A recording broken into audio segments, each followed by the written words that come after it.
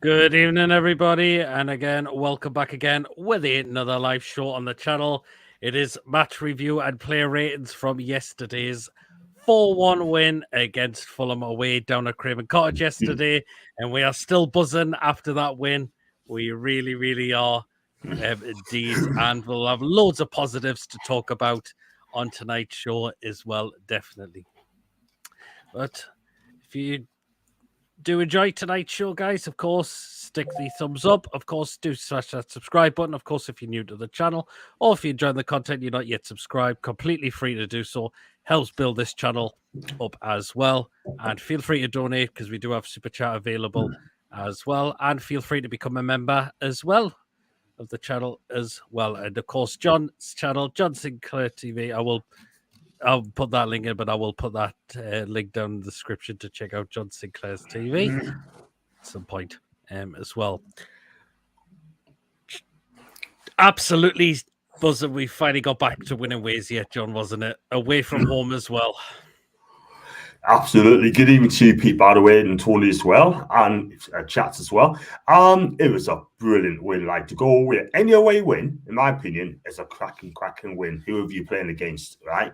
And it was only a matter of time before you give someone an absolute mauling, yeah? And unfortunately, I came to Fulham, you know what I mean? Yes, they went down to 10 men, and even though I had Chalobah on the pitch, I still think we would have won that game because I thought Newcastle looked really good from the minute 1 to minute 90. And when I looked at the team lined up, Sean Longstaff, Jacob Murphy, I thought I was skeptical about that. And I'm thinking, has Eddie Howe got this team selection right? I have to mention that. They're not getting people on social media having a go at us saying I've been there. No, I'm not.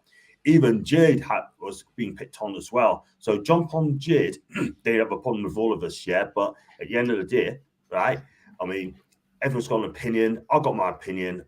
I said I didn't like the team lineup, but Eddie Howe got it absolutely spot on. Yes, I'm pleased for Miggy. I thought he had an excellent game. I thought that's as best he's played in a black and white shirt. I cannot lie, but he's got to do a lot more. I thought our back four was really good. Apart from that goal conceded, yes, we made changes at the back, didn't we? When Jamal Lascelles came on. The midfield, I didn't like the midfield, but they got away with it. And Miggy played. Jacob Murphy had to step up to the plate. I think he did. It was one of his best games as well.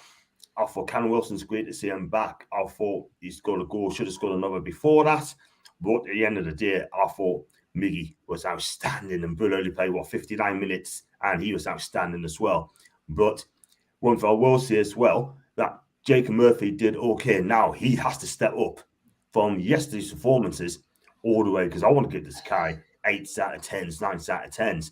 And today he plays really well. I can't give him it at all. Do you know what I mean? But onwards and upwards, got the 3 points, and I'm really happy with the performance yesterday. Absolutely, we were. I mean, Tony, when the lineup got announced and you seen Longstaff and Murphy in there from the start, I bet you were thinking, "Oh God, grief! What really? What's Eddie Howe doing? Yeah, playing them two." Yeah, particularly Murphy. Me and John were both looked at each other and just thought, "What on earth's going on here?" You know, why is J7 on the bench for starters?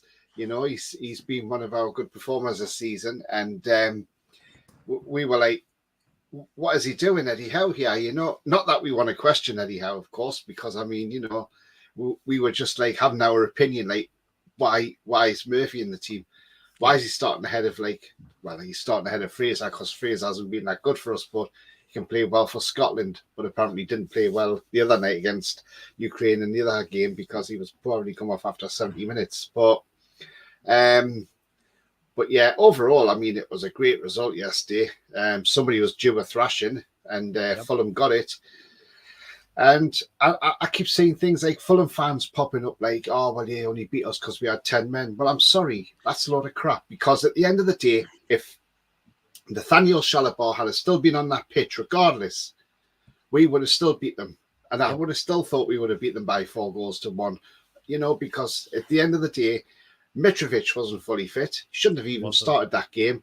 Now, if he's out for weeks or even a couple of months or whatever, that's their own problem. But I don't care what. They can have their own problems like that. All I can say is it just shows you the bad management made by Marco Silva, because if that was Eddie Howe, like he's done with Isak. He's come out of Sweden with a leg injury, so he's thought, right, okay, I'm not risking him. He might have said, I feel like I can play, and then he's probably said, no, you're not playing because I want to make sure you're 100%. Yep, that's good management. Marco Silva shows bad management, but it was a great performance yesterday. We had lots of positives out of that game. Longstaff got a goal, and being in the right place at the right time. Bruno had a great 59 minutes while he was on the field, and it was the right thing. Take him off, give him a half an hour rest. We were 4-0 up at the time. Rest him for half an hour and, just get his fitness back. Yeah. I mean, Murphy did play well. He didn't get any crosses in. Unfortunately, they weren't successful. 4 crosses. But he had a go, and he slipped that ball in for Willick, who slipped in from Almiron for his 4th. I thought the goal Miggy took with his left foot was absolutely fantastic from the sublime cross from Bruno, the ball in. And we won well. And that's the thing. we did. We should have probably won that game 5-6. I mean, we could have even won that with 7 goals, if I'm honest. The amount of chances we had, because every time we put a ball in their box or went through their defence, every time it looked like we were just going to score every time. And I think if it wasn't for Leno keeping them in it with a few saves, then the scoreline could have been a lot more embarrassing to Fulham and a lot more better for us. But I'm happy with that anyway. And also the fact that our Rolls Royce is playing so well at the moment. He can't be dropped anymore now, and that's Sven Botman, by the way. Absolutely. I mean, we needed him back in that back lineup, and he was brilliant for me yesterday as well. Again, people said we won the game because they had 10 men, but I don't think that was true. I thought we started the game off well. We had an opportunity. It was from Dan Burn, which was saved by Leno, and then Callum Wilson hit the post with the same opportunity as well. So that was a warning sign for Fulham already. It really, yeah. Well, and then we'll get and then an incident before I'll get onto the Shalabah set off. Was Mbabu lucky to stay on the pitch for Fulham? Because to me, I think he was. Yeah, that was a red card, surely, wasn't it? I mean, that was out. He was out of control, I'm sure, with that challenge, and I was surprised nothing was come of that, and it didn't go too far. But I'll tell you what, I know he had that one good game for us, and then obviously Rafa got rid. But I'll tell you what, I know he was good for where he played before, I think Wolfsburg. But what I will say is, Mbabu looked a very different player to the one that we saw against Chelsea that day. Yep. And he doesn't look Premier League ready. And I'm sorry. And he was right to be hauled off because he was absolutely poor. Mbabu, I thought he was. And he just didn't look up for the game or anything. He looked a shadow of the right back we had at Newcastle. And maybe Rafa saw that in him. Maybe that's why he got rid. If that's why Rafa got rid, then fair play. We understand that. But yeah, that was a poor tackle. I'm surprised that didn't get any further action, to be fair. But the one from Shalabah was far worse, though. It was, which I'll get on in a moment while I just rattle through some of these comments. Liam says, good result for Gateshead yesterday as well. It was a 1-1 draw. Yeah, it was. Even in Peter, John, Tony still buzzing after that brilliant win, says Philip. Yeah. Question for John on what that Fulham fan said. John knows what I'm talking about. Basically what he said is sort of thing about Geordie's, right? He said, he said, never claim Geordies were morally corrupt. Never blame them for atrocities in Yemen, etc. Silencing journalists, etc. Our government have much blood on their hands, to be honest, with regards to foreign policy, etc. But that's a whole different discussion. But basically, and also he's saying that he's on about Jamal and all about the state of Saudi as well. He also added and said that, does a posh white woman like Amanda Staveley help soften the image of the club? Do Geordies know she is Grandma Prince Andrew? Do they know her dodgy deals with Barclays? And I tell you what, he is having a real go. And the thing is, he follows us, right? He follows us, yeah? But one thing I'm going to say, right? He is absolutely touchy, that guy. I'm telling you, let's be real. And now, honestly, it's just crazy, man. Absolutely crazy. Can I just say there, John, did that guy actually say to you, Amanda Staveley something to do with what did he say about the Barclays again? Sorry, John. He basically said that did you go out of Prince Andrew? Did she go out of Prince Andrew? Do they know her dodgy deals with Barclays as well? Right, hang on. There was no dodgy. Right, I'll tell you what. From just what I've seen in news and that. Okay, so that guy straight away is a muppet, right? We don't know what's ever happened between Amanda Staveley and Prince Andrew. That could be a load of crap. But the Barclays thing is interesting because Amanda Staveley actually took Barclays to court before the takeover because they owed her money from a deal she'd done for them in the Middle East. And who was the chairman of Barclays Bank at that time? Do you know who it was, John? Gary Hoffman, who came in as Premier League chairman. Why do you think he didn't want the takeover going through? Why do you think all the red flags appeared when Gary Hoffman came in as Premier League chairman? Because he knew Barclays were being sued by Amanda Staveley over a deal she'd done for them in the Middle East and that they failed to pay her for, and she was taken to court to get her money, what she was rightfully owed. So this guy, I think it's Ibs, is it? Or whatever his name is. Yeah. This Fulham fan, I'll call him out, Ibs. A total muppet. He needs to look into things before he writes it down. In other words, put his brain into gear before he writes. Because the guy knows F all, basically. And if he looks into it properly with the Barclays Bank thing, he'll see that Amanda Staveley tried to take the court over it. But that is why a lot of red flags come in, because Gary Hoffman was chairman of Barclays, in charge of Barclays, and he knew. And this guy is a dodgy guy, Gary Hoffman, by the way, because everything was going through until he come in as Premier League chairman, and all of a sudden, bang, red flags started appearing. And then you had the collective lobbying from beIN Sports, who wrote to the other 19 Premier League clubs telling them to block this takeover. I'm sorry, a TV company should not be collective lobbying in the Premier League to take over about stopping anybody's takeover. It's illegal. It's against the law. You cannot do it. And it should have been thrown out straight away. Yeah. And I'll tell you now, that is why we won that tribunal. That's why it didn't even go further than the hearing, because the Premier League knew we had them rattled. And even that barrister from the Premier League was rattled because he didn't know what to say. After Daniel Jowl, who was working for Mike Ashley, turned around and said the Premier League wanted to throw Newcastle out 6 months prior. That shows you how dodgy they actually are. Yeah, absolutely. Exactly. And you know what? Sorry about the rant. But... No, Sam, go ahead. I like to add as well. That's why Gary Hoffman buggered off, did he? That's number one. Yeah. Number two, right, that had now to do 19 other clubs as well, right? I mean, look, all we have to do is just give rid of the piracy if you let us believe it, and then we get the takeover, as simple as that. The Premier League did not want to go to arbitration, really, and go to court, because they would have got absolutely ripped a good one. Do you know what I mean? We have the right barristers, we have the right people, and that was that, mate. But listen, we've done now. We want to take over, and do you know what? Do you know what?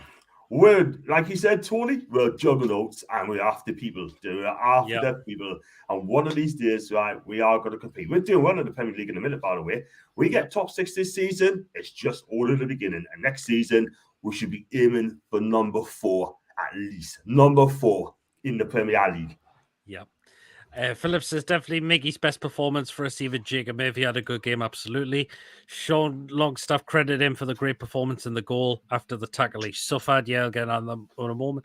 Main thing is we won, says Taggy, and more importantly, no boos after the game from fickle fans. That was good to see. I've seen teams get something with 10 men. Yes, I remember when we played Fulham in December 2020 under Steve Bruce. They had 10 men on the pitch, and we only got a 1-1 draw in that game, and Fulham were up for more than what we were. Pete, they were all over us, mate. They were still all over us in the pass and movement, and that was under Scott Parker. They passed the ball, they moved the ball. We didn't have a clue against them at all whatsoever. For us asking the questions, we couldn't come up with the answers. There's no way, because we were sitting back and allowed them to play, and that is the problem. Yep, absolutely. Young Boys Zimbabwe was that. He played for them, then it was Wolfsburg after, then to Fulham after that.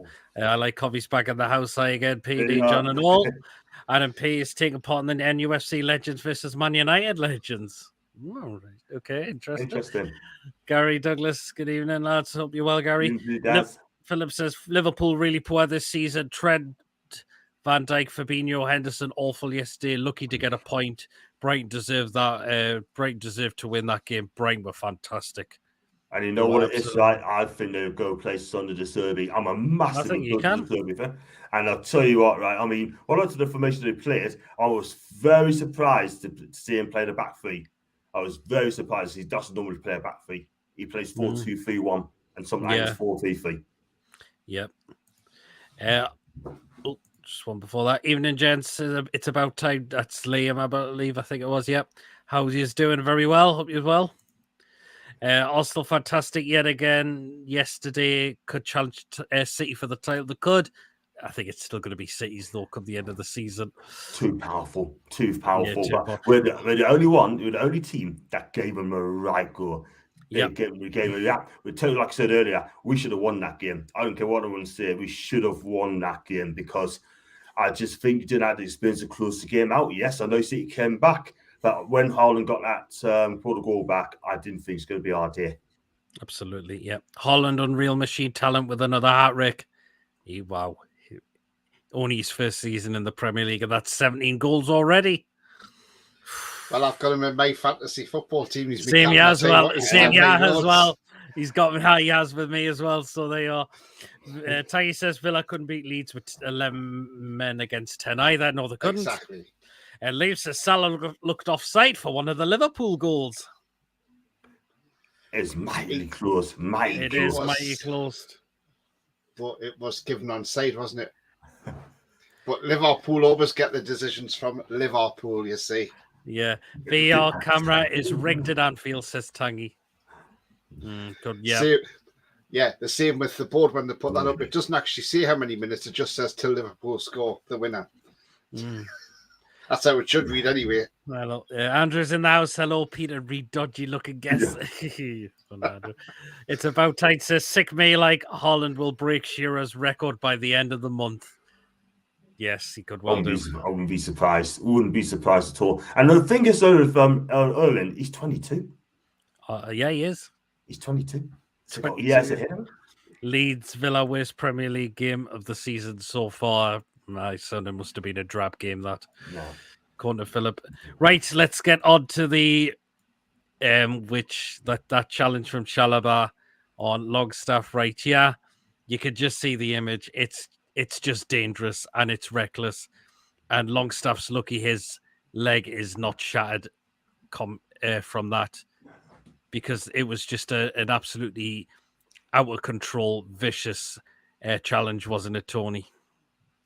It was absolutely disgraceful. I mean, when we done the review earlier on, the image I showed you, which was the other side of it, you saw it quite clearly that his foot's above the ankle of Sean Longstaff, and you look at that one, it doesn't look so bad from. I know it looks bad, but it doesn't look from there. But when you see it on that other angle I showed you earlier, Pete, you see his foot's above Sean Longstaff's ankle. Now that could have been potentially breaking his leg or his ankle, and it's a dangerous tackle, and the referee was right to be sent to VAR. I mean, I know the referee had it in his eye line. He saw the challenge and he carried on, and then as soon as we didn't have possession, he sort of like cancelled it, went back, give me a yellow card. By then, Mike Dean was checking this with his assistant as well, and they both come to the conclusion that he needs to go to the monitor and look at it, and they showed him the few different angles. And after watching it, he then made his decision, got the red yellow card, that's it, and then a red card. It was a red card challenge all day, and I don't care what Marco Silva says. I don't care if he says it's harsh or whatever. It's not harsh. At the end of the day, that could have even been a career-ending injury. Never mind just breaking. I mean, the way he just went through Longstaff was just absolutely well out of control. Disgusting, and it's like a vicious assault, basically, isn't it? It is. Because he wasn't planning on the ball. He just went in hard, and you heard the scream from Longstaff, and I mean, he's not the type of player to roll around on the floor, but you could see he was in pain, and I mean, I was glad when he came back on, because I thought, God, I can see the stretcher coming on here at this rate because you didn't know how bad it was. Yep. But thankfully, it was, you know, he was all right. But it was definitely a red card challenge. It was. And this is what I was saying about VAR. I'm glad now, since the Palace game, since that injustice now, the referees are now starting to see each individual angle on the screen.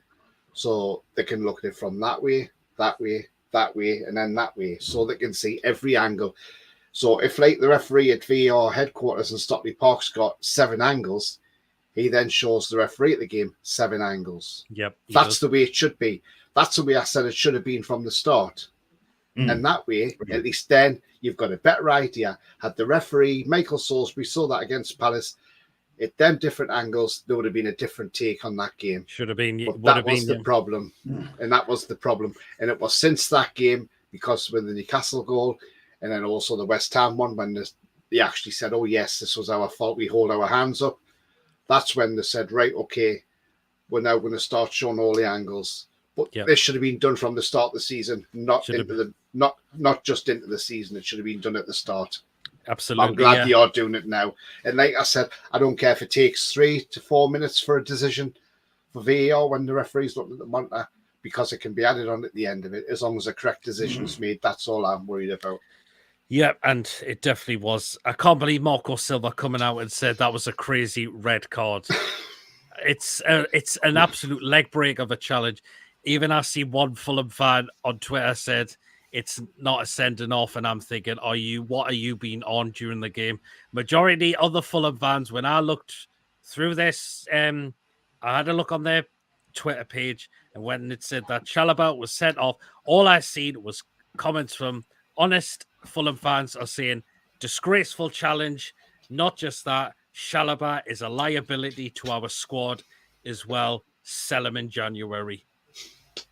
Terrible player as liability as well. And the thing is, though, as well, and he also said, Silva as well, he said it made things easier for Newcastle, definitely. Even so, I think our first half after the red card was not on a level that it should be, and he's correct there, because we bothered them. We absolutely bothered them. And, you know, as for Silva as well, he does have to come out and say things like that. He must know what's going on. It's as simple as that.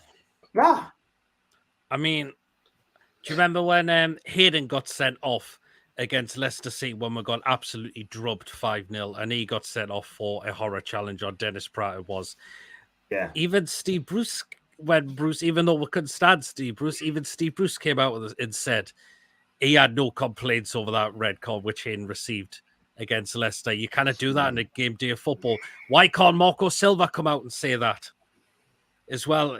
Look at it back closely, because he surely could have time to look at that challenge again himself before he was getting interviewed, and he come out and he should have come out and said no complaints. It was a disgraceful challenge from Chalobah, and I'm not pleased with it. Why doesn't he come out and say that, Tony? Because surely he's looked at that straight after full time before he's got interviewed. Yeah, he should have, Pete, because I mean, like you say, you'd have seen it not only at full time, but you'd have seen it probably at half time, you know. And normally some managers have monitors at the pitch side anyway to look through. So he would have seen a replay of this, and basically he's made himself look stupid because he's come out and said it was harsh. Now, it wasn't harsh. It was the right decision was made. It was a red card challenge. And even Shearer said the same. Even Ian Wright said the same. It's a red card challenge. It's, you know, and but to come out with comments like that saying it's harsh, it's just stupidity. You know, he should just turn around and say, right, okay, yes, it was a red card. I'm not happy the players got sent off early. The player will be spoken to about it. Fines will be issued or whatever. And, you know, basically read them the right act and say, right, okay, we move on to another game. Yes, we lost this game. He can't just put down the fact of 10 men. He could put down the fact that Fulham just weren't good enough, you know, because even if they had 11 men on the pitch, we would have done that. We would have beat them anyway. And like somebody said in the comments earlier, you know, Villa couldn't even beat 10-man leads. So, you know, what is that? You know, we couldn't beat 10-man Fulham back in 2020. exactly. So, so who's to say, so, people like him are coming out and say, and then you get idiots like their fans come out and say, no, well, we only beat a 10-man team. Well, Villa couldn't beat a 10-man Leeds. Norwich couldn't beat us last season when we went down to 10 men after 9 minutes when Kieran Clark got sent off. Yeah. So, I think it's just how teams set up, but they tried to, I don't know what they were trying to do, Fulham, but they didn't just look awful in the midfield, they looked awful at the back. And that was their downfall, was at the back. If it wasn't for Leno, they would have lost by a lot more. Yeah, absolutely. They always start coming. I look at the Fulham tweets as well, saying that Shallow got sent off. The response for that tweet saying that they don't want to see him play for the club again. He should have got sold in the summer. There's a reckless tackle. So obviously the Fulham fans want this guy gone in January. Yep, that's what I was seeing as well. Imagine, John, if Longstaff had his leg broken from that challenge. What would Marco Silva have said then? If Longstaff was taken off on a stretcher with a broken leg, because I've seen legs being broken from challenges like that. What would you be saying then? I think he probably say wish a speedy recovery for that, because I don't ever see a manager say anything bad. You probably come on and say, look, wish this guy speedy recovery, but was it a malicious challenge, was it an accident tackle? He'd probably make up excuses, you know what I mean? Against most foreign managers come on and make excuses, you know what I mean? Not really being honest. The only one, right? If I can remember, sort of in the years, there's Brian Clough. He speaks his mind. It was a poor tackle, and the referee's correct. You're a back referee. But at the end of the day, Pete, right? I mean, I just think he's going to make excuses now. He's going to make excuses when he has a broken leg. Yeah, but to be fair, I thought Sean's very lucky to be still walking the day, because he could be. He could be out. He could be out what for the season? 6 to 9 months. That would have killed us. But I'm glad he's gone up and he scored that goal late in the first half. And then, I think it must have peed off Marco Silva away. But look, at the end of the day, right, I mean, he's got to keep his club up this season, because at the minute, right, without Mitrovic up top, I think they're going to be struggling for goals. Yep, and of course, Mitrovic was taken off injured. I know Marco Silva proved back in, because he probably thought Mitrovic wouldn't have got one over us, because he's yet to score against us at the moment. He was rushed back far too quickly, wasn't he, Tony? From he was. You could tell. Yeah, you could tell he was, Pete. I mean, he did. He's had this good start to the season scoring, but you could tell yesterday he didn't look up for it. He just, he was more being in the middle of the field, middle of the park, back to try and help defend as well. And then obviously he couldn't carry on any longer because the injury that he got again for Serbia. But apparently he picked it up in the first game for Serbia, not the second game. Mm-hmm. So he was carrying a knock in the second game when they played Norway against Erling Haaland in his team. And he scored in that game, Mitrovic, as well. And it was after that game, he had a bandage on his foot.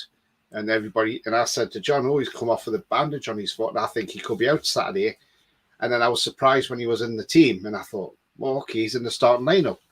But he didn't last long. He lasted about 35 minutes before he was taken off. Now, if he's out for, say, 2 months, that's stupidity on their manager's part, because he's dropped an error there. He's dropped a bollock there, because basically what he's done is he's put a player who's not fit straight into the team, and he's made the injury worse.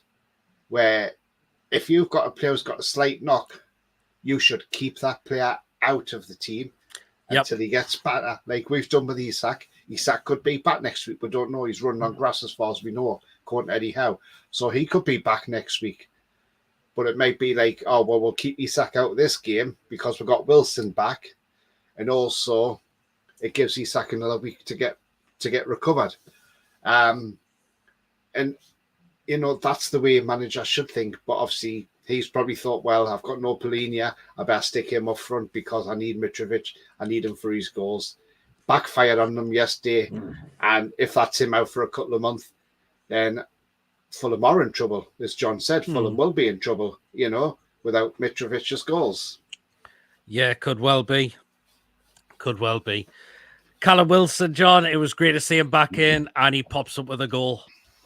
Right place at the right time. When he's in those right positions, 9 times out of 10, he's going to score them. Absolutely right. We badly missed him for what? Since the Man City game, we badly missed him.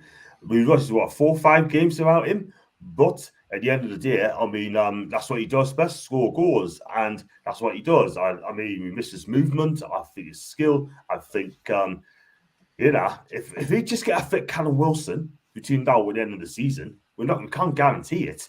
Mm-hmm. He could score 20 goals for us in that team that we're playing now. No problems at all whatsoever. He should have scored yesterday. He should have scored the one before that. But at the end of the day, he's done it. And I just hope that honors a lot with Callum, but stay injury-free because we need him. It's as simple as that. And he'll make a difference in the team. He has a question, John, for you. Yeah. Do you think if Callum Wilson hadn't got injured against City, right, and hadn't had this injury and kept him out for a few weeks, do you think we would have still signed Isak? Because I don't think we would have. I think we would have because of his injury record. We need someone's going to come in because Chris Wood, as you know, in the answer. He's definitely not the answer first whatsoever. 100%. But I'm not sure if he would have signed though, because we were in the verge of signing Pedro, weren't we? Yeah, well, we were at the time, weren't we? So... Yeah, for Watford. Is it a Watford? Yeah, Watford, Pedro, yeah. That's a very good question. I think when it was after him before, we would have had a release clause, didn't we? But when they found the price dropped to something like 58 million quid, rising 63 million quid, I thought they were gonna go for it because he is, as you know, a cracking player. He really is, isn't he? He is fantastic. But as long as he doesn't do the Messi chip, that's absolutely fine. You know what I mean? Yes. Don't do the Messi chip. And he has another question for you both, right? For you and Pete, right? Yeah. Now then, so you've got Wilson and Isak on the same team to get on in the starting lineup together. Newcastle get a penalty. Who takes it? For me, I think it's Wilson. I think he's the penalty taker for us when he's playing. I think it's Wilson for me. 100%. Wilson for me, yeah. He's a recognised penalty taker. So for Isak can take a wallop and he absolutely walloped it. He did, didn't he? Just going to rattle through more comments. Liam says the Real Madrid owner said the Super League needs to happen to save football thoughts. No. Florentino Perez. What a load of garbage. No, I'm sure he's had this out before, hasn't he? Didn't he say this the last time when the Super League was going on? That he put a tweet out saying, football is sick and it needs repairing and it needs it needs the Super League. It seems like he's just repeated that again. And you know, is he coming out with these comments now because is Liverpool and Man U owners back on his case and telling them that we want this Super League because them were the founders of the Super League? Yeah, I mean, it's not all fans will be able to afford. If this happened, no fans would be able to afford to go watch games abroad week in, week out. That'll never happen, Pete. No, it wouldn't. It would never happen. Not with the cost of living as well. Never going to happen. There should be no Super League. Keep it the way it is. Because you play Super League and they want to, that's fine. They have to, Premier League, the Bundesliga, Spanish League, they're going to have to leave the local leagues and don't come back. This is why we must, and I'll repeat, must keep the teams in our league. Forget the Super League. That means you have to have Champions League, Europa League, and the Europa Conference as well. We still need them in as well. So no Super League, please. It needs wiped under the carpet completely. Exactly. Just want money. Just want money. They just want money. That's all they think about. Money all the time. Nah, shut it, dude. Shut it. And I think if any of our teams decide, we're going to go back and do the Super League, anyone that dares pulls out this league, whether it's Chelsea, Man U, Arsenal, whoever it is, as soon as they put that idea in that they're going to leave to go to the Super League, the Premier League should say, right, okay, bang, off you go, bye. And if they say, oh, no, we're not going to do the Super League, the Premier League, they should be, right, okay, start at the bottom of the football pyramid and work your way back up. Totally agree. 100%. That's it, yeah. 100%. Yeah. Taggy says, I expect us to beat Brentford at home. They can't do what Crystal Palace and Bournemouth can. If they part the bus, Brentford sat back against Arsenal at home and didn't do well. Yeah, I remember that. Brentford tried to do that against Arsenal and they got well punished for that. Stephen Bruce is only making West Brom even more awful. Again, you would look in those stats before on your show, John. Yeah. And I think West Brom just need to pull the plug on him now. Absolutely, because at the end of the day, I'm not being funny, but we did warn West Brom fans. We're disappointed, right? Yeah. At the end of the day, they didn't listen to us really. They said to give him a chance, and look what's happened to him. Yeah, fourth from bottom. Cool, well, be in the bottom three at some stage under this manager. But I think I shared a tweet earlier saying that apparently West Ham board are having discussions on his future. They should just said, "Time's up." I mean, exactly. West Brom are just sitting above the relegation zone. West Brom are a team that should be looking to get promoted back to the Premier League. And they just look like nowhere doing that with that man in charge. Well, look at the signings he's made in the summer. He signed a guy from MIGGY'S in League One. And then he signed Brandon Thomas Asante from League Two, Salford City. What does that say to you? No, there you are, absolutely. Exactly. Leaves says my local team, Dulwich Hamlet, lost against 10 men Folkestone.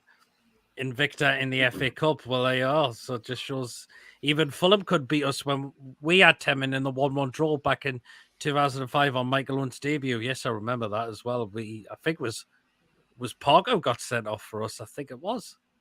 Yes, it was. I think he did. I think Isak. Yes. I think Isak. I thought Pargo was a great player for us, but just manager. Yeah, right. I think Isak will play against Man United away in 2 weeks' time. Hopefully he can. We went to thrash Tottenham 5-1 when we had 10 men back in the final game of the 2015-16 season, the season we got relegated. We battered Spurs 5-1. Should have been 10. I mean, Hugo Lloris was outstanding that day.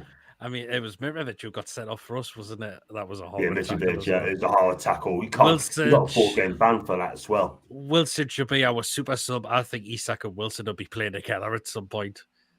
Whether it's two up top in the middle or if Isak goes out either on the right, possibly, I think both of them will be playing together at some point. I really do.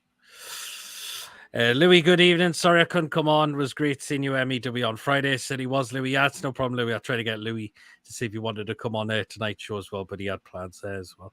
Forget the Super League and the Premier League. Go to local non-league clubs. I like to watch non-league football as well, and I'll try and get myself back to watching some games sometime, like Gates said, and other clubs as well. I mean, what do you think, John? But the non-league. Yeah. Yeah, I think they got some cracking games in the national conference as well. Gates said, I think they're close to the job part there. Gates said at the minute, I mean, they drew the last game, didn't they? They drew the last game. I think it was against, against Ebbs? Not Ebbs. Erling. It was Erling. That's the one. It's the one, yeah. I think Mike Wilson's doing well. I mean, he's doing a good job. Got them promoted back up into there as well. Yep. Yeah, they need to give him time as well, because at the end of the day, right? I mean, I think what's the financial status like? They're all right now, I think. Yeah, they are. Taggy says, of course, Steve Bruce will be open for the sack. Extra compensation. Jesus Christ.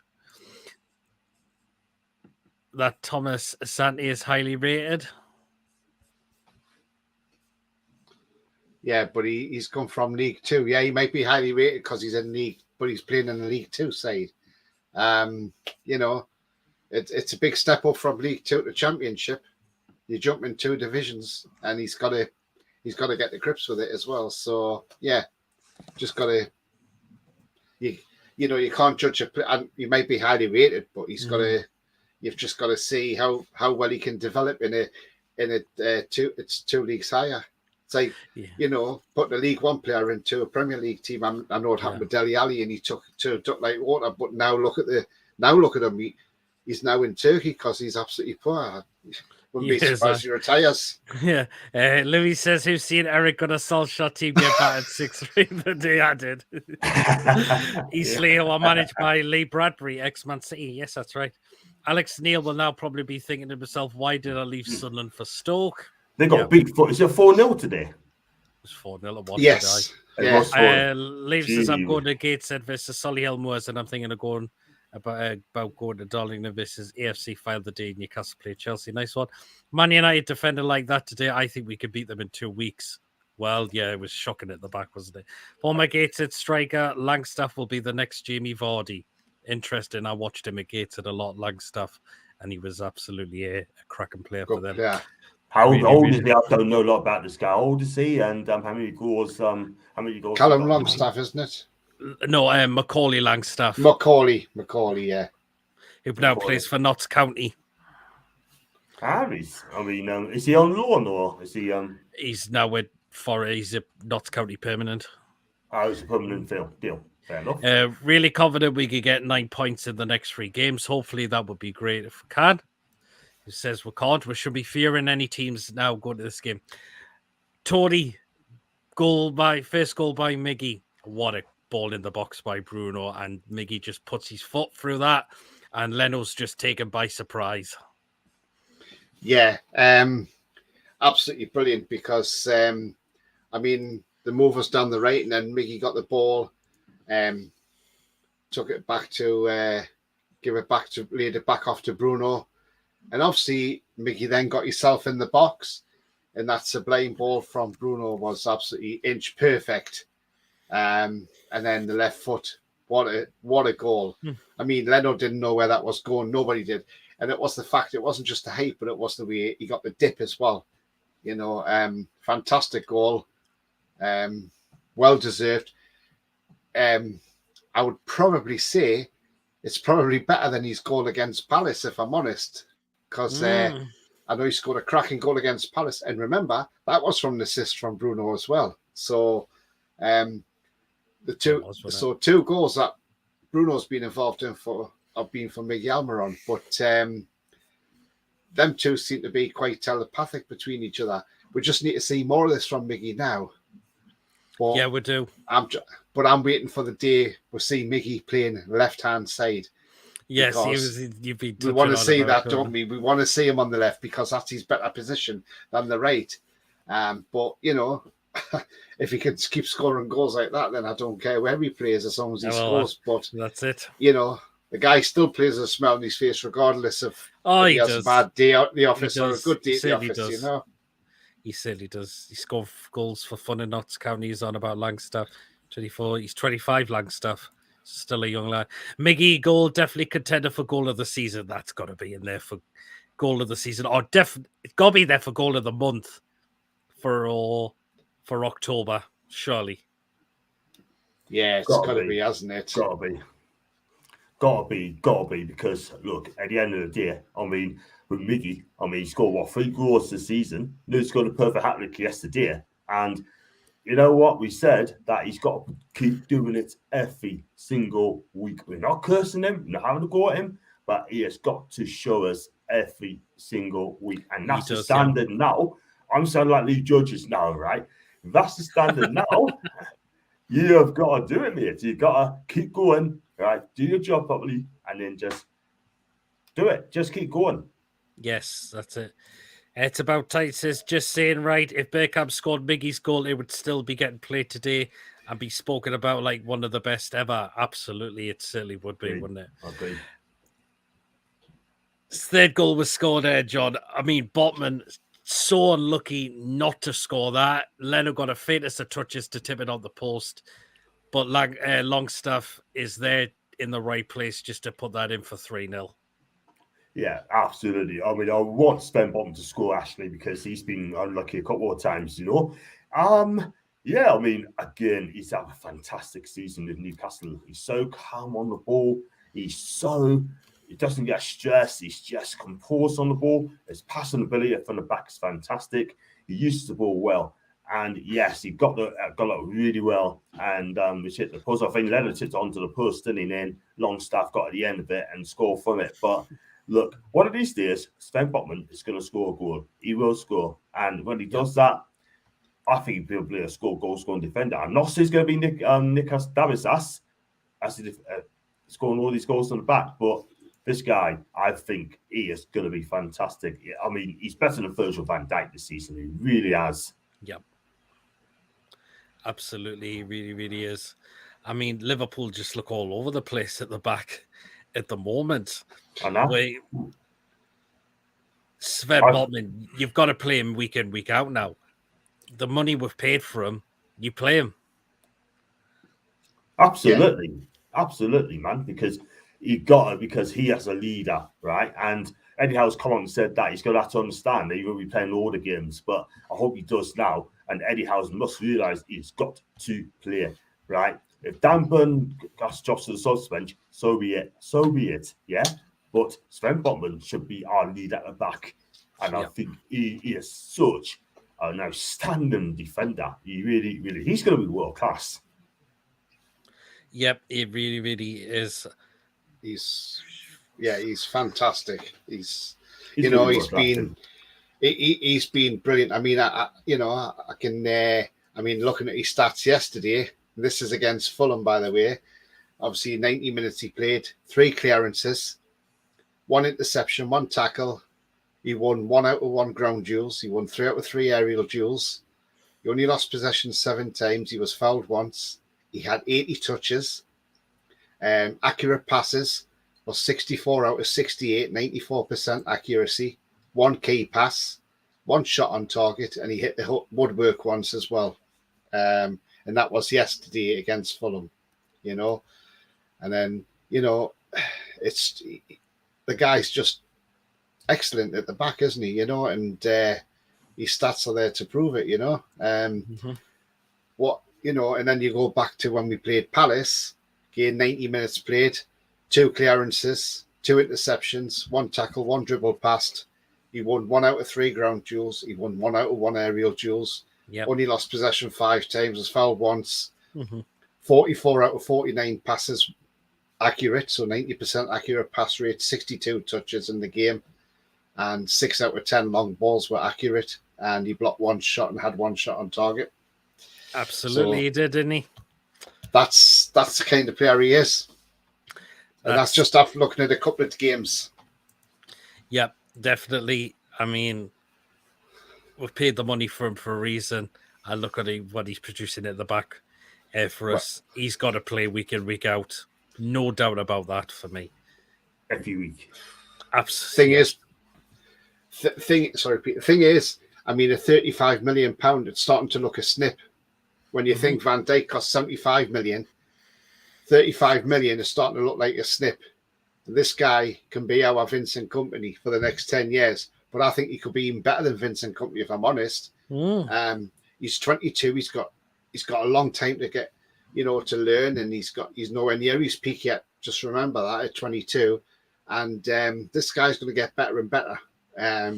Yes. And now he's grown into the Premier League. He's just proven, what a class defender he is. Yep. And exactly why we never gave up on getting him. And beating AC Milan to him was the best thing that happened. It was, wasn't it? Not for John's bank account, it wasn't, because it made him a bit later. But the recruitment got sacked. Yeah, because you're no good at that, John. That was you. You and Maldini out of a job. But no, the guy is been a breath of fresh, and he certainly has. And if we do bring any of our centre halves in, we need again another centre half about the same as what Botman is. There's one centre half that I would like to see will bring in the club. I know he'll cost a lot of money, probably about 40 million quid. Barry Shield from France, he's one heck of a defender. Good centre half, 21. Badishiel, Benoit Badishiel. Yeah. Monaco, yeah. Yes. He's a hell of a defender. Defender with Lacroix as well from. He used to come from Wolfsburg as well. Lacroix, Maxime Lacroix. All right, yeah. I tell you what, that guy is quick. Yeah, Cher's come up. Well, it's 30, isn't he now? Cher 31. 31 now. So 31 in December. Yep. So if you've got another defender in that's, say, 21, 22, you've got your centre-half pair in there for the next 10 years, haven't you? Yeah, absolutely, definitely. Agree. And fourth goal was scored from Miggy, Tony. I mean, it's a good pass along the box through Willock. But if you're a Fulham fan, would you be annoyed that no one is picking him up and Miggy in the box? Look at the space he's got. Just to say, I'll have that. Thank you very much. I'm having my second goal of the game. Yeah, he basically had the freedom of Craven Cottage, didn't he, really? He had that much time. He could have picked where he wanted to stick it. He could have stuck it anywhere in that net if he wanted to. I mean, we've got to say the pass from Willock was brilliant pass straight along too. Obviously, he was set up by Jacob Murphy, and he slipped Willock in for that. So that's the important part of it, which we've got to mention. But no, a good cross from Willock, and Miggy's in the right place at the right time. Certainly, isn't he? Yeah, a good goal. Shame he couldn't get his hat-trick. Shame he was only literally just offside. Oh, just offside. Imagine if he got that hat-trick, because he thoroughly deserved on the day. He was outstanding. That's the game they mentioned, one of the best games I've seen him play at this football club. It really, really has. And that goal he scored for that hat-trick, by the way, that was a classy finish. And it was just taken away from him. But, had he just held that run just a little bit, a couple of seconds, and I think he would have got that anyway, and he would have still scored. He would have had the match ball in his arms. But, it's one of those things. It happens. But do you know what? 2 goals, can't go wrong. He's scored 3 goals now in 8 games. Yeah, he has, because it took him a while for him to get scored, particularly last season. His first goal didn't come till against Palace at home, didn't it? So there you are. But and then previous seasons, when he's played 30-odd games, he's only scored 4 goals. So he's going to beat his record this season, I think. Yeah, could well do this time. I think he would definitely will do, definitely. Yep. I hope so. Let's hope it's the case. I mean, Fulham pulled a goal back. I mean, it's a poor one to concede, isn't it? I mean, I don't know what Lewis is doing, not keeping up with Bobby Reid there. But again, Lewis has been out the side for a long time. He's barely played, so he's going to look a bit rusty at the moment. Yeah, absolutely, man. I mean, I'd love to see Jamal Lewis get more and more games, right? He hasn't played for a long time. Let's get it twisted, not get it twisted. He played against Italy, man of the match, yeah. He had Chiesa in his pocket, and I thought it was a master performance from that guy. In fact, they stopped Italy from qualifying for the World Cup as well. But I thought Jamal Lewis can be a great player, yeah, but he's not getting games. I think he needs to move away. I think he needs to be moved out on loan in January and get some game time. Do you know what I mean? Because at the end of the day, he's such a waste. It's such a waste. Yeah, Newcastle, do you know what I mean? He's a young player, and he definitely needs games. He's been with this is what, 3rd season? Am I right? 3rd season at the club. 3rd season, yeah. And he's got 2 years left on his 2.5 years left on his contract. And look, I can't give you a true assessment of Jamal Lewis. I really cannot. He needs to run the games if I can make my mind up on him. But at the end of the day, he's got a lovely left foot, and he's quite quick. Yep, I mean, I absolutely agree with that. I would like to see him given a lot more opportunity.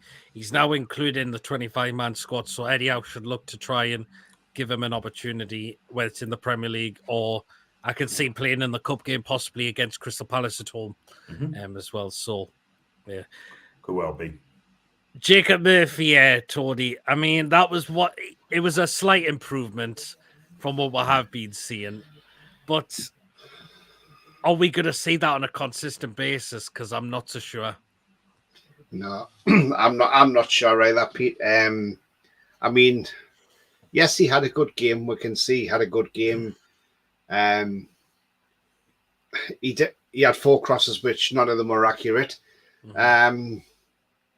Maybe one of them crosses he could have slightly curled the ball back in a bit, but he didn't have a bad game. But if we want to finish in a European place, whether it's 6th or 7th, then is he the guy that can play week in, week out and get us there? The answer to that is no, I'm afraid, because he's not good enough. You need a winger who's not only got pace, but can also create. Yep. And he does not create enough.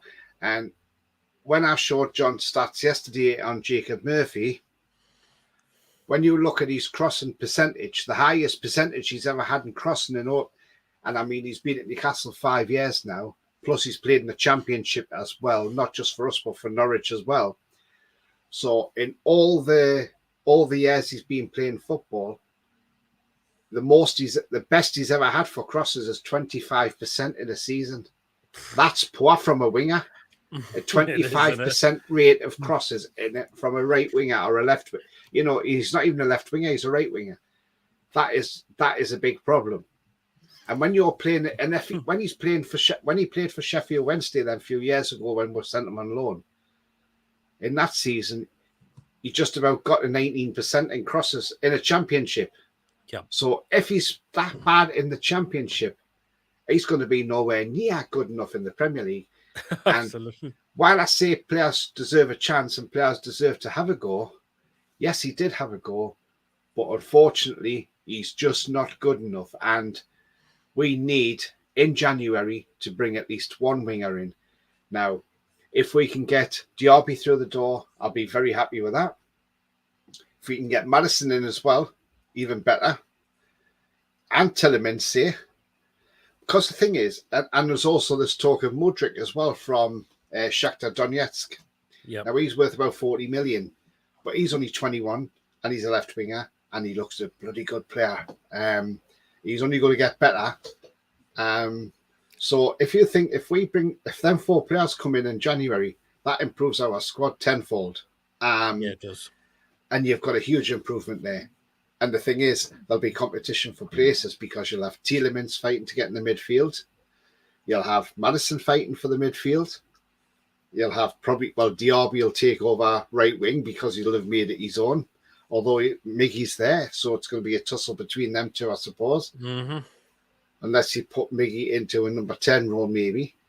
Then you've got the left wing, which would probably be down to Mudryk if he came in, because then he would have that for himself, because I don't think we've got a left winger really apart from Alan St. Maximin, but you can let Alan St. Maximin be that free person and have the, like the free spirit, like can have the free role. Because I think Maxi would do well in a free role, if I'm honest. That's a 10. He could do. Yeah. Or a false 9 even, Yeah. Because he's got the skill, Maxi, to unlock any defence.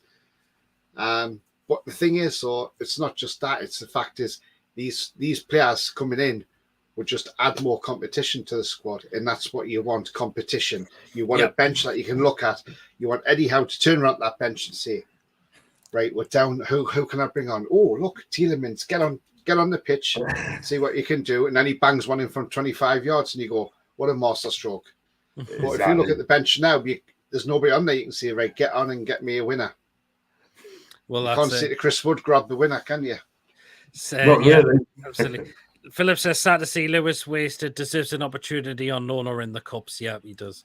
Just says he sent a link for tonight. That will be for the next live show of PD's Football Live Show when I'll be doing that. So, which will be back again, should be back to next Friday as well, definitely.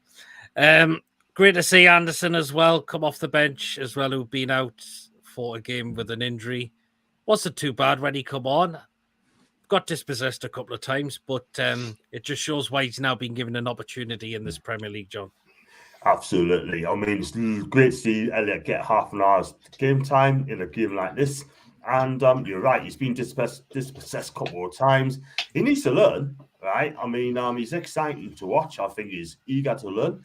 And he's going to come a long way, this kid. Do you know what I mean? And give it a couple more seasons. I think we've got a world beat on our team. Do you know what I mean? Local lad. I know I shouldn't say local lad, but doesn't matter where you're from. If you're good enough, you're good enough for me. But he's just so excited. I think for me, if you give him more home games, I think it'd be absolutely fantastic. And I'm a big fan of Elliot Anderson because what he's done, right? I mean, he can play on the left, he can play on the right, he can play as a 10. And I think if he gets the right guidance on Eddie Howe with the right players around him, I think this guy's going to go a long, long way. I really, really do. He needs a chance here. It's no good send him out on loan again. You don't need to now. He's a part of the furniture at Newcastle United. No, I think this guy is great, and I hope that he'll get more game time, more opportunities. He'll be definitely playing in the cup games, I think. Yeah, hopefully probably can against Palace. I will look to definitely be using him in that game as well. Okay. So it could well definitely that happen. Absolutely. Can we see Maxi being fit for Brentford? I know he's been out a while, but if he is fit, does he go straight in that lineup against Brentford, Tony, if he's fit? If he's fit, without a doubt, in my eyes, you put him in because if he's fit and raring to go, then yeah, absolutely start him. But he's got to be fit first of all, and he's got to be, ready to play from the start. But yeah, I would definitely have him in from the start, definitely ahead of Murphy, that's for sure. But if you don't think he's fit, then you go for Anderson first of all and give him the chance first, and then bring Maxi on after say 60 minutes or something like that to give him half an hour. It all depends, but then Maxi could come on and do an hour. Who knows, but hopefully he's fit for the Brentford game. We need him back. We do. And if he comes in and he hits it off, then we need to ease him in gently because he's just come back from an injury from hamstring. So he's going to take a bit of time. So, look, for me personally, I mean, you said put him straight in. I'll play him as a sub and then see what happens after 55 minutes and then get him in. And then he can turn the game. But I honestly think we'll beat Brentford, right? But at the same time, we are kind of dropping in more home points. We just can't afford to do it. No, we certainly can't. Absolutely. Well, let's get on. Yep. Sorry, Tony. Sorry, the Brentford game.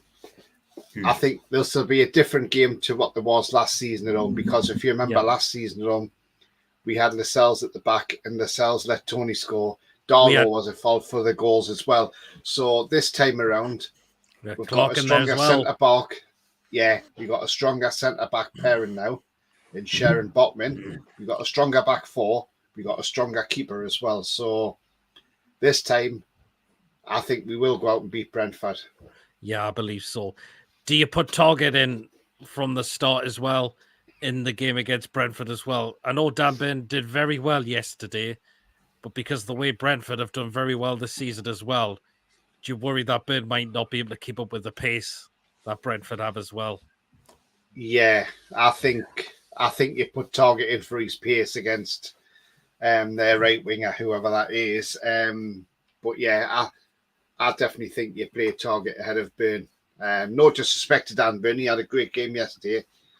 But I think for pace-wise, you've got to put Target in there, in my opinion. Or do you get Jamal Lewis in? But I think it'll be Target, if I'm honest with you. Yeah, it definitely will be as well. Right, let's get on to the final part of the show, which is player ratings time. So here we go then. So you kick it off, John, with Nick Pope. He did have much to do, and okay, the goal went through him, sort of thing, the last minute or whatever it may be, sort of thing. He had nothing to do, really. He did a lot to do. I thought what he did an outreach sort of thing, but I can't think of what he really done. You know what I mean? So I'm going to give him a 6. Yeah, he didn't really have a lot to do, did he? I mean, because it took Fulham 60-odd minutes to get a shot. And yeah. But his distribution was great, and certainly was nowhere near like he was for England. But Phillips going for a 7 for Pope. I think that would be a fair score as well. So yeah, I'll take next Kieran Trippier. I know I did that in your show as well, John, but I'm going to give Trippier an 8. He's just a leader on the pitch. He really, really is. His balls were a lot more better going into the box, do what he had to do in terms of his defending. As well, and why is he not current captain of this football club? I don't know. That's why Trippier did very well again yesterday. That's why he gets an 8. Tony, chair. Yeah, had a solid enough game yesterday. Did what he have to do in defence. So I'm going to give Sharon 8. Yep, I give him an 8 on the show previously as well. Phillips going for a 9 for Trippier. Fair play. I mean, he did very well, as I mentioned. John, take that man at the back, Mr. Sven Botman. I tell you what, this guy, is absolutely brilliant today at the back. Yeah, what he does. In our possession, he brings the ball up from the back really, really well. I thought he defended properly for me. So come possession. The thing is, right, with him, right, he looked good, right, but was he really tested? He wasn't really tested, right? Wasn't threat or wasn't under pressure, etc. For me. Do you know what? I'm debating between giving him an 8 or a 9. I mean, Tony gave him a 9, didn't you? Tony, you gave him a 9 earlier on, did. didn't you? For me, I'm going to give him... Oh, man, because he wasn't tested. I thought about this today, man. You know, you did well. Now, what can I say about him? Philip's gone What for about a 9. his attacking side as well, John? Yes, look at that. Brilliant. Well. I'll tell you what, I'm going to give him a 9. I know I'll probably get slated. Hey, there you go. I wanted to give him an 8, but I'm going to give him a 9. I'm going to Yes, there you are. So, yes, I think you well deserve the 9 as well. Right, I'll take next Mr. Dan Burn at left back, and I'm going to give Dan Burn an 8. I thought he did very well yesterday. For me, did what he had to do, but I don't think I would play him in there against Brentford because the pace Brentford have and the way they're playing this season as well. So I would look to get targeted from the start against Brentford for me. But I thought Dan Burn played very well yesterday. Did make the mistake as well. Got back to what he normally has been doing for us. I'll give Dan Burn an 8.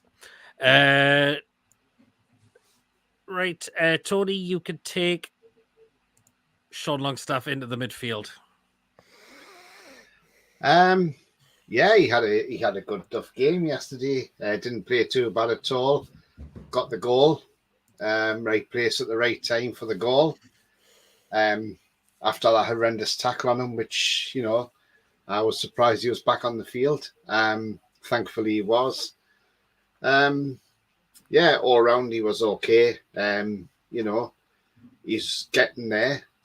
He's getting a bit better in every game. We hope to see him back to his best when he played under Rafa. Remember, he's been Bruce for 2 years, so he's lost 2 years of his footballing career there through the shambles of a dinosaur manager. So I'm going to give him an 8, Longstaff. Yeah, I mean, I'll give him an 8 when we're doing on yours as well. Yeah. So, yeah, I think 8. I thought he did very well yesterday, Sean Longstaff. Right place at the right time for his goal as well. Joe Willock. Look, 2 assists yesterday. I think he's back to his best yesterday. And for me, what he's done, he's slowly starting to get back to the Joe Willock that we know. He could have got a couple of goals himself, by the way. 4 key passes, over 9%. He's improved in that game yesterday for me. Oh, I'm going to give him an 8. 8, yeah. I know. I think that's about right. Yeah, 8, 9. I think 9 would be great as well. 2 assists he got as well. Unlucky not to score himself. Yeah. As well. I think we'll see a goal from him very, very soon. I believe. Absolutely. Well. Let's hope he does score. So, yep, Philip's going for an 8 as well. Philip went for a 9 for Longstaff. Wow. Right, then the last player I'd take in the midfield, of course, is that man Bruno. What a pass for Miggy's goal. What a pass it was for Miggy's goal. Just absolutely phenomenal. And glad to see him back in the side now. Bruno, fully fit now. He only played 60-odd minutes. Well, 58 actually. But I think that was the right call because it was a bit of an injury schedule in the international break. But the ball he sets up for Miggy is absolute top draw. Bruno, it's a 9 for me. Right then, Tony. Miggy, that man there. Yeah, what a game he had yesterday. His best game so far. He done absolutely brilliant. Full of running, full of energy as usual. 2 goals. First one, terrific goal. Even the second one to be in there for it as well.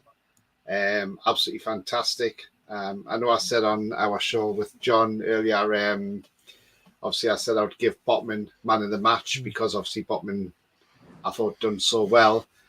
Although they're all men of the match, and it was hard between him and Miggy, but I just edged Botman on that one for man of the match. But overall, his contribution, how well he did yesterday, even though I really want to see him play on the left-hand side, I'm going to say a 10. Yay, there you are. That's absolutely. Big up Miggy and Miron. Big up to him, by the way. Yeah. Big up to him. Yep, definitely. Right, John, you can take him, Jacob Murphy. Okay, thank you very much, Andy. Well, first off, right, I mean, he had to step up, right? I mean, look, when he was noticing the team show, I thought, wow. I mean, is Eddie doing the right thing? I don't know. But what he's done, he did our yesterday, did much better, slightly better, yeah? And he did make a semi-assist for Miron, of course, or Miggy, if you want to call it. Played a lovely ball into Willock on the left-hand side. But look, I think he did a lot better, slightly better. I wouldn't say wow, but this is what I see from Jacob Murphy. He's got an ability, but he's got to show it a lot more. Do you know what I mean? That's what I'm trying to see it. But, I mean, he stepped up yesterday. He did okay. And I'm going to go with Tony. It's going to be a surprise. I'm going to give him a 7 because what he's done, right, he has improved, but he has got to do it every single week. That is the benchmark I want to see. That's the standard. Now he's got to raise the standard. Raise the standard, Jacob, because you're a good player. I want to see you improve every week. You're 27 years old, right? You're in your prime. You're at a big club in Newcastle United, yeah. And you want to make that right wing, that permanent place, and you save us 50, 60 million quid, right? You got to show us that you're a great player, week in, week out. Mm-hmm. Yeah, absolutely. I think a 7's definitely a fair score. A lot more improvement. But the worrying is, are we going to see that consistently? I'm not so sure. That is the thing, Pete. That is the thing. He's got to show us every single week. This is his last chance as far as I'm concerned. Yep. And up front in the middle, Callum Wilson.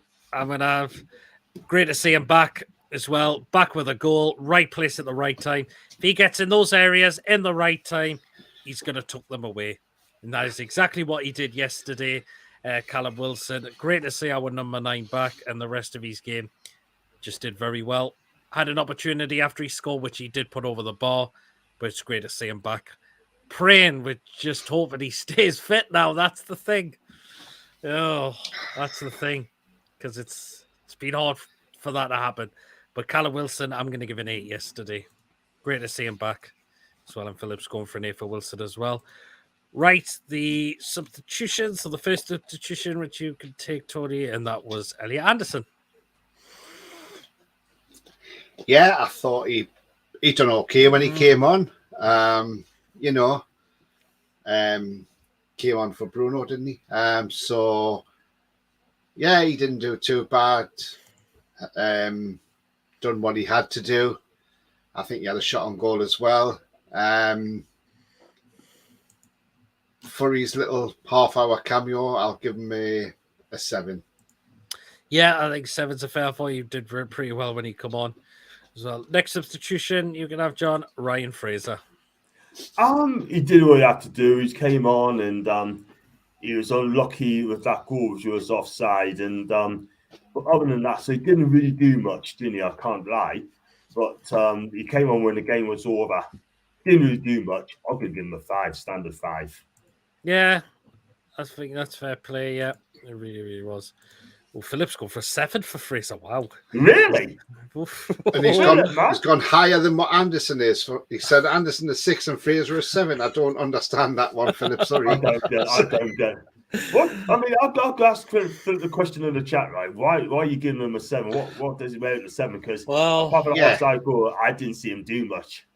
I didn't see anything either. I saw more out of Anderson than I saw out of Fraser. Yeah, that's it. It really was. Right, the other substitutions, again, we did have Jamal Lewis. We also had Matty Target on, and we did have Jamal Lascelles on as well. They weren't on for very long, so we're not going to rate them, or we'll just go straight down the middle and go 5. I know Jamal Lewis was at fault for Fulham's goal, but again, he wasn't on for... Again, I mean, but they went on for very long, so I'm not going to mark them. as well. So, but Tony, you could take the manager, Eddie Howe. Yeah, at first we sort of questioned the lineup he put out there. We thought, okay, what's this lineup? And there was a lot of meltdown on social media.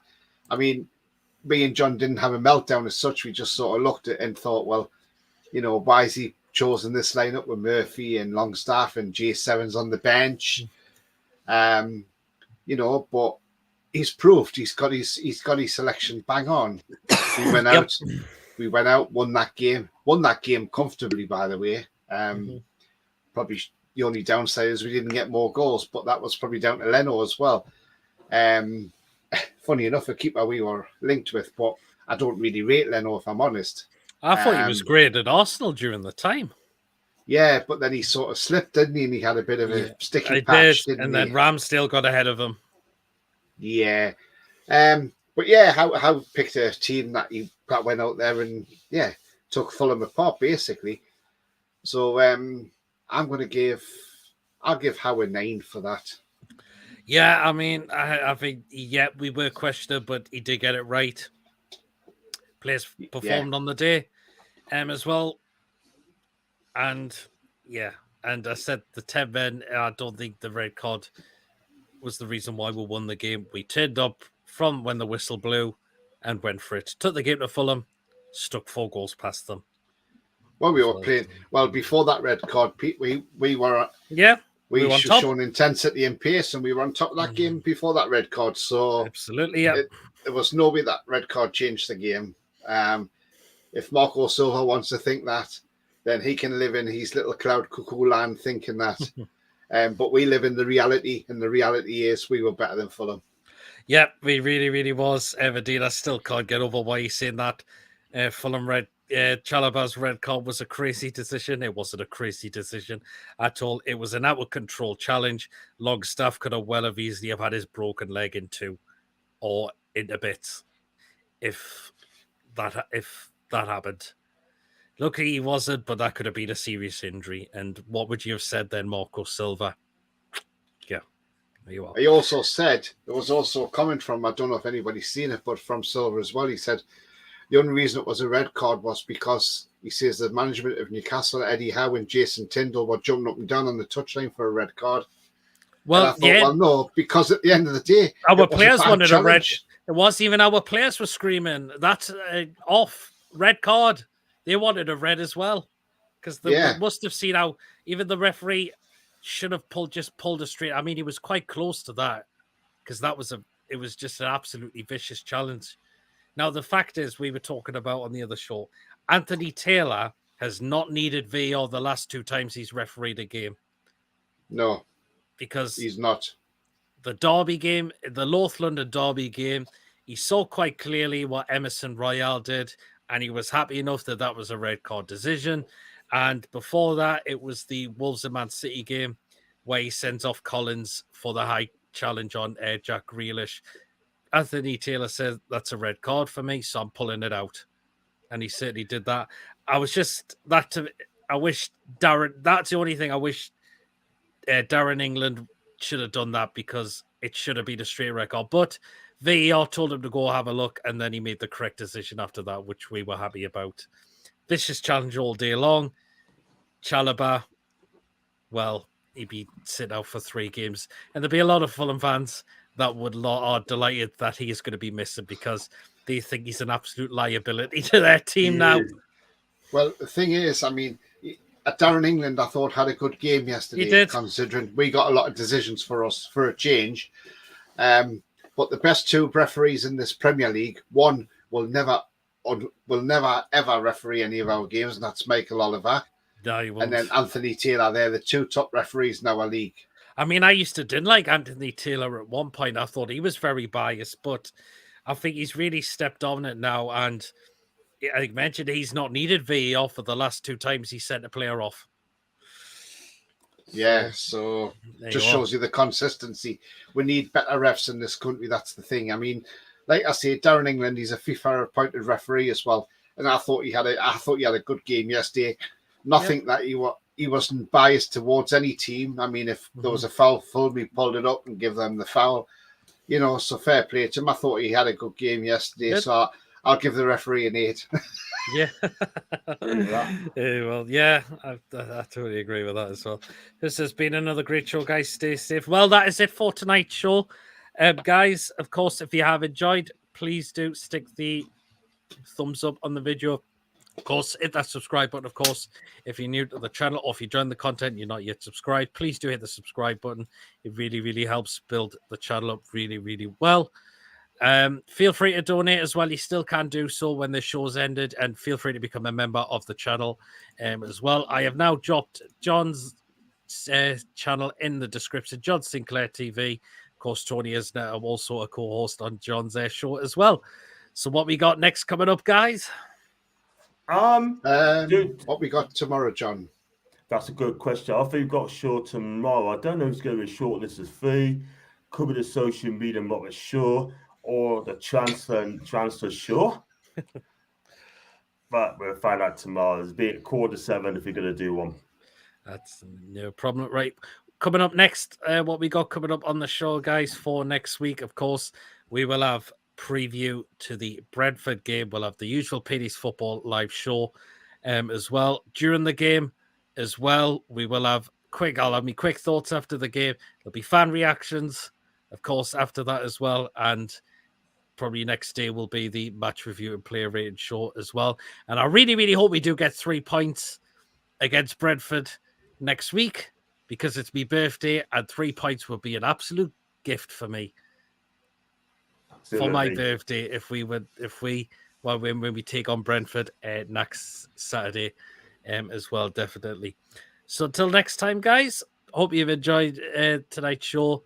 Hope you enjoyed the rest of your weekend, and we'll catch you all later. Take care. Good night. Yourselves. Good night. Good night, everyone. Good night.